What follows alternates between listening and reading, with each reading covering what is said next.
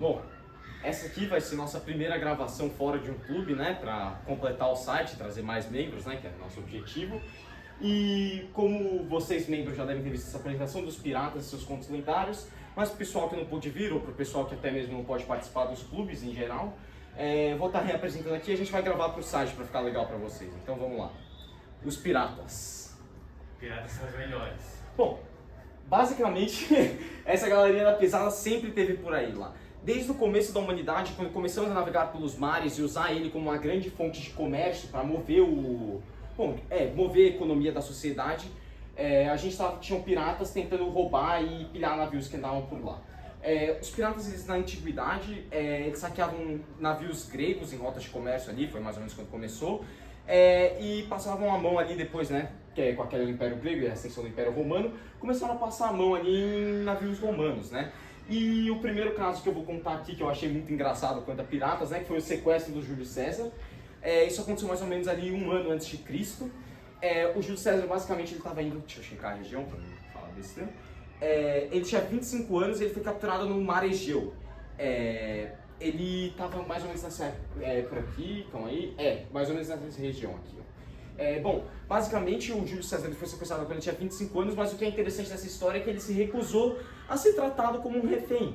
Então, basicamente, o que ele fazia? Ele ficava forçando os piratas a ouvirem as poesias dele e ficava participando dos jogos dos piratas, ficava brincando com eles, apostava, esse tipo de coisa. E quando ele ficava bravo com os piratas, algo interessante é que ele falava: ah, eu vou crucificar vocês se vocês continuarem enchendo o saco. E bom, depois eu vou acabar a história, né? Mas um caso muito engraçado foi quando vieram falar pro Júlio César: a gente tá oferecendo, a gente pediu 20 talentos, que era a moeda da época, dá mais ou menos 1.200.000 reais no dinheiro atual. Falaram assim: a gente tá pedindo 20 talentos pra te libertar. Aí o Júlio César olhou e ficou assim: você tá me tirando, Você é Lelé da Cuca? Sou Júlio César, rapaz. Eu pede pelo menos 50 talentos que eu te garanto que eles aceitam. E assim eles fizeram, né? Bom, e basicamente depois de se divertir com os piratas ali por um tempo, o Júlio César foi liberado e assim que liberaram ele, ele mandou que todos os piratas fossem crucificados. Então, ele não levou na piada a própria brincadeira dele. Bom, depois um dos piratas mais famosos que a gente teve ao longo da história foram os vikings. Que, bom, eram basicamente piratas, só que eles comandavam saques em meio à terra, certo? Também, eles não saqueavam mares. Muito mais legais. Eram grandes piratas, né? De certa forma, mas não tanto como os do mar que a gente está acostumado a ver. Mas, bom, eles pilhavam, faziam saques. De 1650 a 1730 foi a era de ouro da pirataria, que é a que a gente vai estar focando agora. Basicamente, ela começou quando os impérios europeus começaram a se expandir para as Américas, então eles usavam bastante o Oceano Atlântico para transportar mercadorias. E essa pirataria era focada na costa sul dos Estados Unidos, que não existia ainda na época, mas atualmente ali na costa sul dos Estados Unidos. E acontecia bastante também no Caribe e ali no Mar Atlântico, e também, como vocês vão ver, tiveram alguns casos no Mar Vermelho e pirataria com povos do Oriente Médio. Bom, mas basicamente é isso, né? Deixa eu passar o slide. Bom, um pouco sobre a origem dos piratas. Bom, basicamente eles meio que se originaram na marinha, então a gente tinha ali corsários, né? Bom, deixa eu explicar melhor, né? Basicamente a gente tinha os corsários que durante uma guerra o governo dava direito aos seus marinheiros de saquearem navios mercantes de nações que eles estivessem em guerra. Então eles iam lá bom, eles tinham o direito de roubar. Era um ato de guerra, beleza, estava visto ali internacionalmente como previsto. Para poder fazer isso, você tinha que ter uma letter of marque. Só que o que acontece você saquear navios, esse tipo de coisa, dava muito dinheiro mesmo. Então, o que acontecia depois que a guerra acabava, ou caso você não conseguisse essa letter of marque, eles começavam a saquear independentemente. Ou, lógico, né, depois da guerra eles saqueavam fora da lei ali, que era ilegal, aí eles viravam meio que piratas. Um negócio importante, né, a diferença de corsário e do pirata: o corsário, ele normalmente serve a um governo, quer dizer, normalmente não, né, ele serve a um governo. Então ele serve à coroa inglesa, ao reino francês, ele serve a um governo. Ele não age independentemente, ele não faz o que ele bem entender. Os saques dele normalmente é repartido com o governo, esse tipo de coisa, e ele tem leis diretas que ele tem que sair. É como se ele fosse um membro da marinha. O pirata não tá nem aí, ele é leal ao capitão, ponto. Bom, basicamente essa é a diferença. O pirata ele agia muito mais independentemente, sem ter regrinha da marinha, esse tipo de coisa. E eles eram criminosos, né? Essa é a principal diferença entre eles. Fato interessante aqui são os bucaneiros, provavelmente vocês já ouviram falar disso, né, os bucaneiros. Durante minha pesquisa eu vi o pessoal usando como sinônimo tanto de corsário quanto de pirata, mas ser um bucaneiro, do termo mais técnico que eu achei, se refere a você ser um corsário que trabalhava nas Bahamas. Então você estava dentro da lei, mas você atuava nas Bahamas não, desculpa, não é Caribe, aqui eu piradinho, mas você atuava no Caribe e, bom, é basicamente isso que constitui ser um bucaneiro. Mas se vocês virem alguém usando bucaneiro para falar como um sinônimo de pirata ou corsário, nem liga, basicamente se tornou a mesma coisa, né? Mas tecnicamente é isso.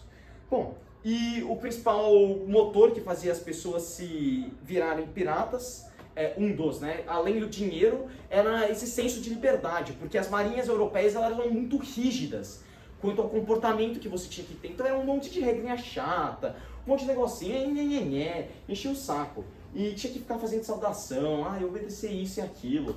Então um grande atrator para os piratas era o dinheiro e a liberdade. Bom, agora vem a minha parte favorita, que são contos de piratas, né? Uns piratas lendários da história. E a gente vai começar com esse aqui, William Kidd. Bom, provavelmente alguns de vocês conhecem que estão vendo esse vídeo, mas ele foi um dos piratas e corsários também, que ele começou como corsário, mais renomados do seu tempo, né? Bom, basicamente ele começou como um corsário empregado pelos ingleses durante a Guerra dos 9 Anos. E o Kidd, cara, ele era muito, muito louco, entendeu? Ele basicamente, um dos incidentes que ele ficou bem conhecido foi que a marinha inglesa instituiu uma regra, salde os navios reais, mesmo você sendo um corsário. E aí o Kidd vendo isso, ele falou, não vou saudar navio nenhum, vocês vão ver só. E aí quando ele passou sem saudar um navio, o navio ficou ofendido e atirou uma bola de canhão no navio do Kidd. O Kidd simplesmente abaixou a calça e mostrou a bunda pros caras.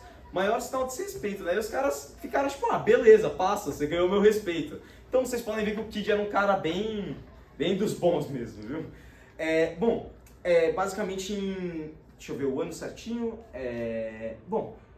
em 14 de outubro, um navio islâmico, depois que o Kidd, um ano depois de ele se tornar pirata, um navio islâmico, né, tipo, meio que relatou que o Kidd escreveu, William Kidd é um pirata, um navio otomano ou islâmico, acho que é islâmico, escreveu isso e, bom, ficou relatado, mas a coroa inglesa não sabia muito ainda, né, porque a informação é difícil para chegar, principalmente entre cristão e islâmico nessa época.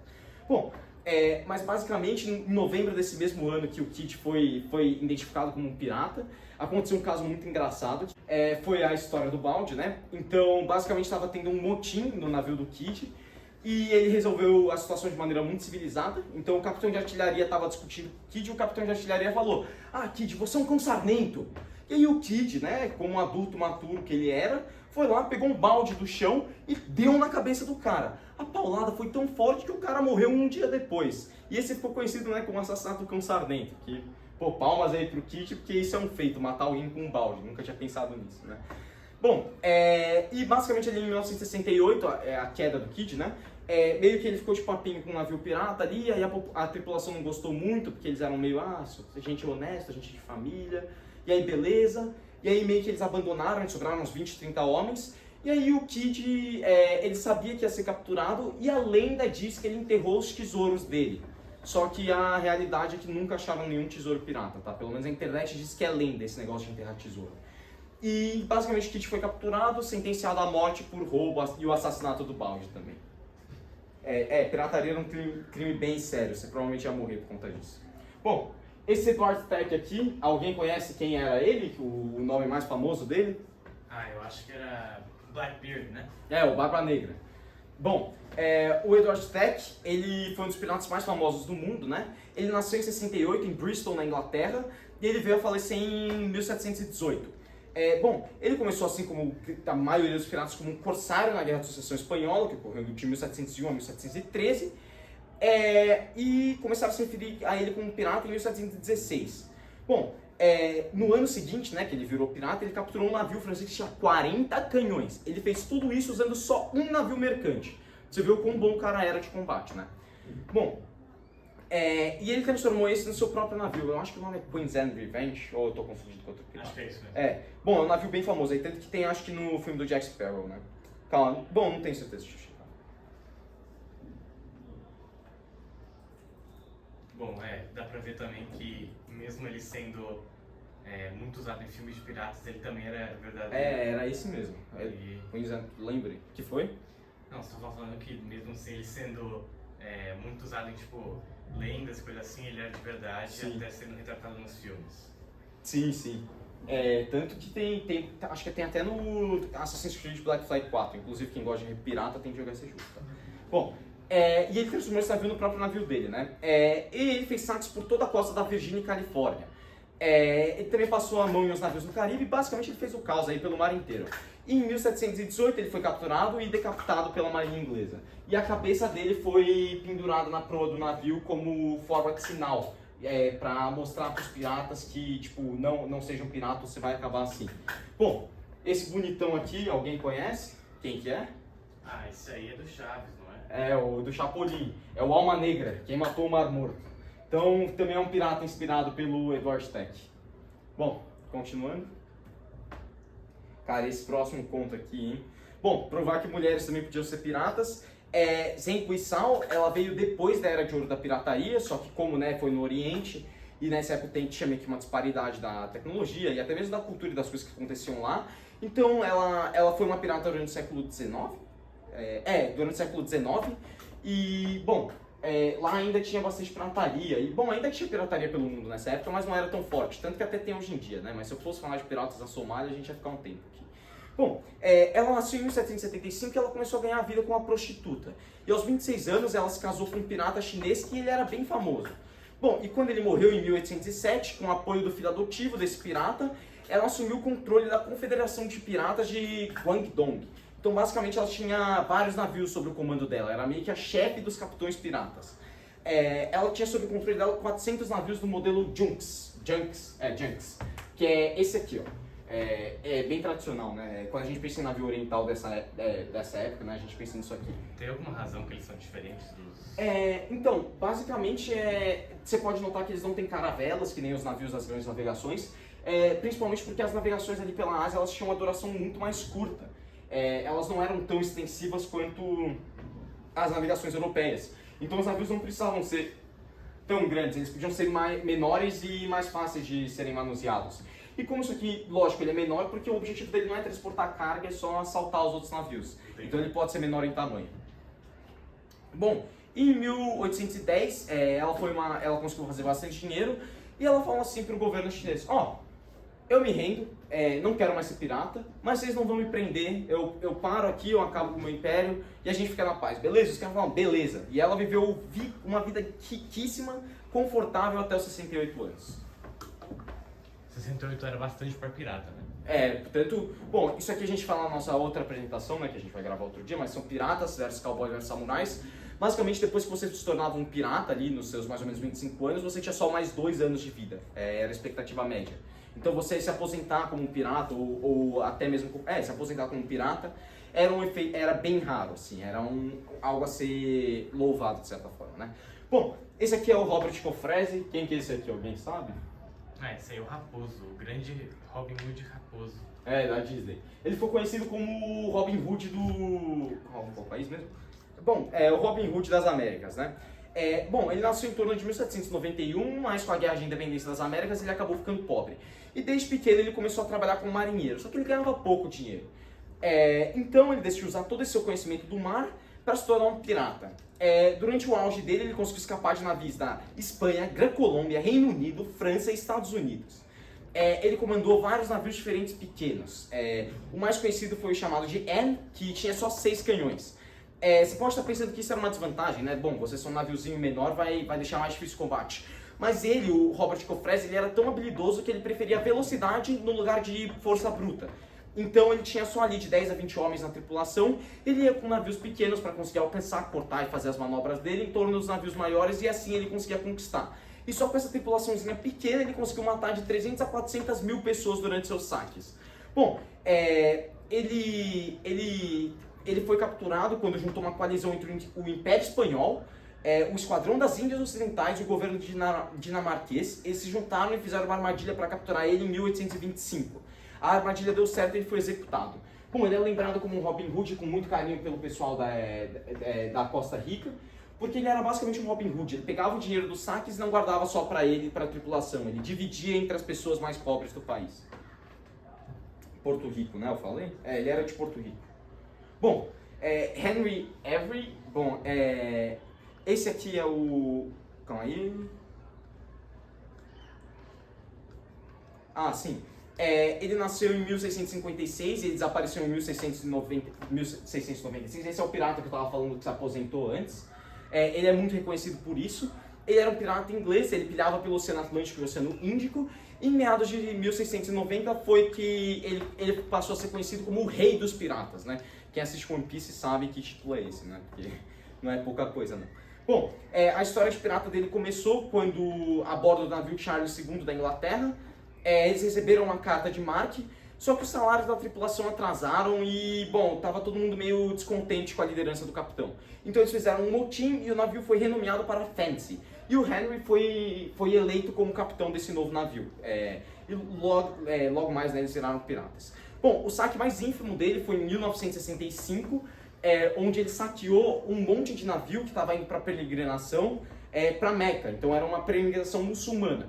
Pô, e pra quem não sabe, a Meca é tipo a cidade mais sagrada no islamismo. Então é meio que tipo obrigatório. Talvez, bom, mas é tipo, todo muçulmano quer muito visitar Meca. Porque, bom, foi lá que nasceu, acho que foi lá que nasceu Muhammad, não sei, alguma coisa do tipo. Mas foi lá basicamente, tipo, muito importante pra eles. E aí essa pessoa tava indo realizar o sonho de vida deles, né? Pô, vou pra Meca, que felicidade. E chega um inglês maluco, para só um monte de barco, assim, tipo, muitos navios mesmo. Ele para, assalta todo mundo e sai vazado. Imagina ser um muçulmano que tava lá, né, nessa época. Meu Deus do céu. Bom, coitados, né? E ele, bom, novamente, né, só reiterando, ele ficou muito conhecido por conseguir se aposentar. Então ele é uma lenda justamente por causa disso, né? Um dos poucos.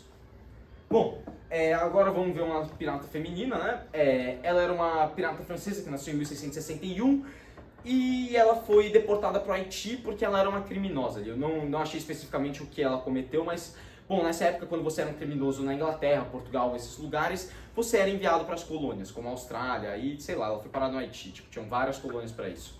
Algo interessante, né? Eu vou aproveitar aqui e já fazer o adendo sobre um mito que tem quanto a Portugal e a origem do Brasil.